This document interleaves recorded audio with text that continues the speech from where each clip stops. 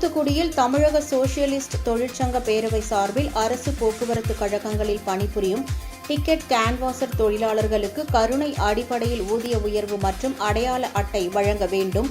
தமிழக அரசின் கட்டுப்பாட்டில் இயங்கும் பொதுத்துறை நிறுவனங்களை தனியார் மயமாக்கக்கூடாது. தொழிலாளர்களுக்கு நல வாரியத்தின் மூலம் வழங்கப்படும் சலுகைகளை காலதாமதமின்றி வழங்க வேண்டும் என்பன உள்ளிட்ட பல்வேறு கோரிக்கைகளை வலியுறுத்தி ஆர்ப்பாட்டம் நடைபெற்றது. டிக்கெட் கேன்வாசர் தொழிலாளர்கள் காலையில் 6 மணிக்கு வருவாங்க, நைட்டு 10 மணி நேரம் வேலை பார்க்குறாங்க. அவங்களுக்கு எந்த விதமான அடிப்படை வசதிகளும் கிடையாது. ஆனால் நாங்கள் இப்போ என்னன்னா நாங்கள் பெர்மனண்ட் வேலை வேணும்னு நாங்கள் கேட்கல. இப்போ இருக்கக்கூடிய இதிலேயே இந்த நிர்வாகம் ஒரு நடைக்கு ட்ரிப்பு ஒன்றுக்கு ஒரு பஸ் உள்ளே வந்துன்னா 1,4 ரூபா கொடுக்கக்கூடியது 5 ரூபா வேணும்னு கேட்குறோம்.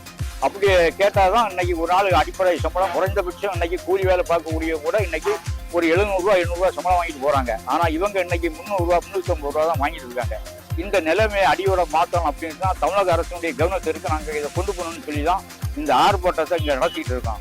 மேலும் இது விஷயமாக நாங்கள் 20/3/2025, அதுபோக 19/6/2025, 20/9/2025 இப்படி 3 தேதியில் 6 எஃப்டிக்கு நாங்கள் மனு கொடுத்துருக்கோம். போக்குவரத்து அமைச்சருக்கு கொடுத்துருக்கோம், போக்குவரத்து பிரிவு செயலாளர் கொடுத்துருக்கோம், துணை முதலமைச்சர் கொடுத்துருக்கோம், முதலமைச்சருக்கு செல்லுக்கு கொடுத்துருக்கோம்.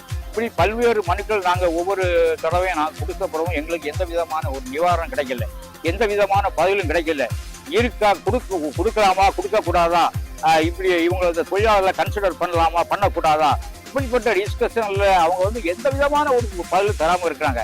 அதை கண்டிச்சு தான் இந்த ஆர்ப்பாட்டத்தை முதற்கட்டமாக நம்ம பண்ணியிருக்கோம்.